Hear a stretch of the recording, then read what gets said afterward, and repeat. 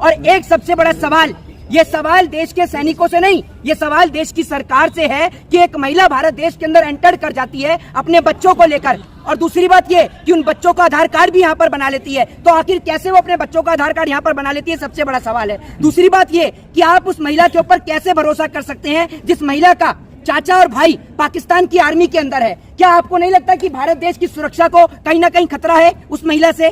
दूसरी बात ये कि आज हमें समझ में आता है कि कश्मीर के अंदर आतंकवादी हमले कैसे होते हैं, क्योंकि अगर एक महिला पाकिस्तान से भारत देश के अंदर एंटर कर सकती है तो आप ये समझिए कोई आतंकवादी भी एंटर कर सकता है और हथियारों के साथ कर सकता है, जिससे भारत देश के अंदर एक बड़ी दुर्घटना घटित हो सकती है। दूसरी बात ये कि एटीएस ने जब सीमा हैदर से पूछताछ करी तो उसमें पता ये चलता है कि सीमा हैदर के पास में 4 मोबाइल फोन है।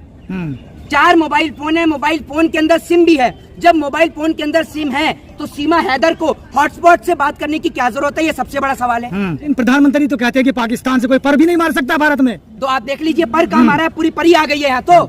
ये तो भक्तों की परी है, भक्तों के लिए तो परी है। आप ये सोचिए हमारे देश की मीडिया ना तो महंगाई और बेरोजगारी को दिखा रही है, सीमा हैदर को लेकर 5-5, 6-6 घंटे का कार्यक्रम चला रही है कि सीमा हैदर क्या खाती हैं, सीमा हैदर क्या पीती हैं, सीमा हैदर की डांस की वीडियो, सीमा हैदर कैसे डांस करती हैं। और बताइए अगर योगी जी को इतना ही नागरिकता देने का शौक है तो एक काम करिए, वो सीमा के साथ में सचिन को भी, उसको भी पाकिस्तान भेज दीजिए। क्यों रखेंगे हम? आप लेके जाएंगे पाकिस्तान?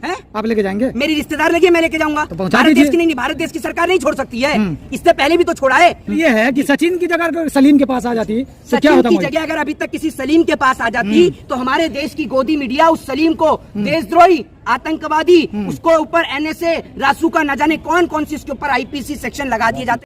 मोहित भाई, पाकिस्तान से एक महिला आई हुई है जिनको जासूस बताया जा रहा है भारत में, नेपाल के रास्ते भारत पहुंची है, दिल्ली के सटे करीब नोएडा में पहुंची हुई है, मीडिया पर चर्चा का विषय है। देखिए मैं आपको एक बात बता दूं, पहली बात तो ये कि हमारे देश की मीडिया को कोई और काम तो है नहीं, ना देश की बढ़ती महंगाई नजर आती है, ना देश की बढ़ती बेरोजगारी नजर आती है। इस देश के अंदर नौजवान बेरोजगार हो रहे हैं, वो हमारे देश की मीडिया को दिखता नहीं है। सब्जियों के दाम बढ़ रहे हैं, महंगाई हो रही है, वो हमारे देश की मीडिया को नहीं दिखता। लेकिन सीमा हैदर को लेकर 5-5, 6-6 घंटे का कार्यक्रम हमारे देश की मीडिया चला रही है। और एक सबसे बड़ा सवाल, ये सवाल देश के सैनिकों से नहीं, ये सवाल देश की सरकार से है कि एक महिला भारत देश के अंदर एंटर कर जाती है अपने बच्चों को लेकर, और दूसरी बात ये कि उन बच्चों का आधार कार्ड भी यहाँ पर बना लेती है। तो आखिर कैसे वो अपने बच्चों का आधार कार्ड यहाँ पर बना लेती है, सबसे बड़ा सवाल है। दूसरी बात ये कि आप उस महिला के ऊपर कैसे भरोसा कर सकते हैं जिस महिला का चाचा और भाई पाकिस्तान की आर्मी के अंदर है। क्या आपको नहीं लगता कि भारत देश की सुरक्षा को कहीं ना कहीं खतरा है उस महिला से? और वो लोग जो उसको अपनी भाभी बताने में लग रहे हैं, भौजाई बताने में लग रहे हैं, और बुड्ढे हैं तो अपने चचिया ससुर बताने में लग रहे हैं, उनको शर्म नहीं आ रही है इस बात को लेकर? बताइए ना आप मुझे कि एक और भारत देश की सुरक्षा को लेकर एक बड़ा सवाल है सीमा हैदर। और दूसरी बात ये कि आज हमें समझ में आता है कि कश्मीर के अंदर आतंकवादी हमले कैसे होते हैं, क्योंकि अगर एक महिला पाकिस्तान से भारत देश के अंदर एंटर कर सकती है तो आप ये समझिए कोई आतंकवादी भी एंटर कर सकता है और हथियारों के साथ कर सकता है, जिससे भारत देश के अंदर एक बड़ी दुर्घटना घटित हो सकती है। तो मैं पूछना चाहता हूं हमारे देश के गृह मंत्रालय से कि देश का गृह मंत्रालय क्या कर रहा है, भारत देश की आईबी इंटेलिजेंस क्या कर रही है। दूसरी बात ये कि एटीएस ने जब सीमा हैदर से पूछताछ करी तो उसमें पता ये चलता है कि सीमा हैदर के पास में 4 मोबाइल फोन है। 4 मोबाइल फोन है, मोबाइल फोन के अंदर सिम भी है। जब मोबाइल फोन के अंदर सिम है तो सीमा हैदर को हॉटस्पॉट से बात करने की क्या जरूरत है, ये सबसे बड़ा सवाल है। अगर आपके मोबाइल फोन के अंदर सिम है तो आप हॉटस्पॉट के जरिए बात क्यों कर रहे हैं, ये सबसे बड़ा सवाल है। प्रधानमंत्री तो कहते हैं कि पाकिस्तान से कोई पर भी नहीं मार सकता भारत में, तो आप देख लीजिए पर कहाँ मारा है, पूरी परी आ गई है यहाँ तो। ये तो भक्तों की परी है, भक्तों के लिए तो परी है। आप ये सोचिए हमारे देश की मीडिया ना तो महंगाई और बेरोजगारी को दिखा रही है, सीमा हैदर को लेकर 5-5, 6-6 घंटे का कार्यक्रम चला रही है कि सीमा हैदर क्या खाती हैं, सीमा हैदर क्या पीती हैं, सीमा हैदर की डांस की वीडियो, सीमा हैदर कैसे डांस करती हैं। और आप ये सोचिए कि वो पाकिस्तान से भारत देश के उत्तर प्रदेश में आ गई।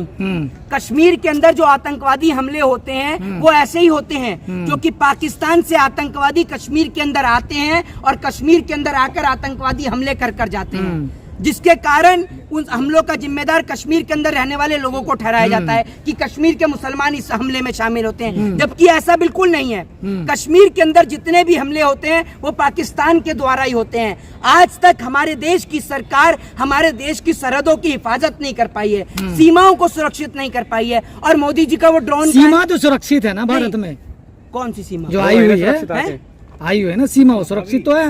योगी जी से गुहार कर रही है नागरिकता के लिए, तो सुरक्षित है ना। नहीं, आप एक बात मुझे बताइए, अगर योगी जी को इतना ही नागरिकता देने का शौक है तो एक काम करिए, वो सीमा के साथ में उस सचिन को भी, उसको भी पाकिस्तान भेज दीजिए। क्यों रखेंगे हम? आप लेके जाएंगे पाकिस्तान? हैं? आप लेके जाएंगे? मेरी रिश्तेदार लगी है, मैं लेके जाऊंगा। तो पहुंचा भारत दीजिए। देश की नहीं, भारत देश की सरकार नहीं छोड़ सकती है। इससे पहले भी तो छोड़ा है, इससे पहले भी एक महिला आई थी, आपको याद होगा, तो उसको भी तो छोड़ा था। भाई, हम अपने देश की सुरक्षा के साथ में कोई भी समझौता नहीं कर सकते, ये बात आप समझिए। हम अपने देश से, अपने मुल्क से बेहद प्रेम कर सकते हैं, करते हैं। और हम आपको एक बात बताएं कि हम उस देश के नागरिक को क्यों स्वीकार करेंगे। वो पाकिस्तान जो हमारे देश के जवानों का खून बहाने का काम करता है और उसके चाचा और भाई आर्मी के अंदर हैं, तो वो हमारे देश के जवानों के ऊपर गोलियां बरसाते हैं और हम उन्हीं के परिवार की बहन को अपने देश के अंदर लेकर आए।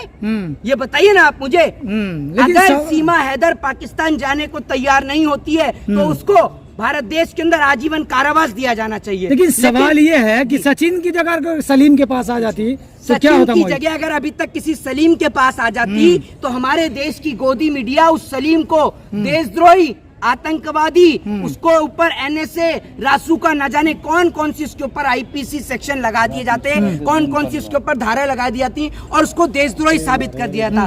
फर्क इतना है कि वो सलमान की जगह, सलीम की जगह उसका नाम सचिन है। अगर वो सलीम होता या सलमान होता तो आपको अब तक पता चल जाता।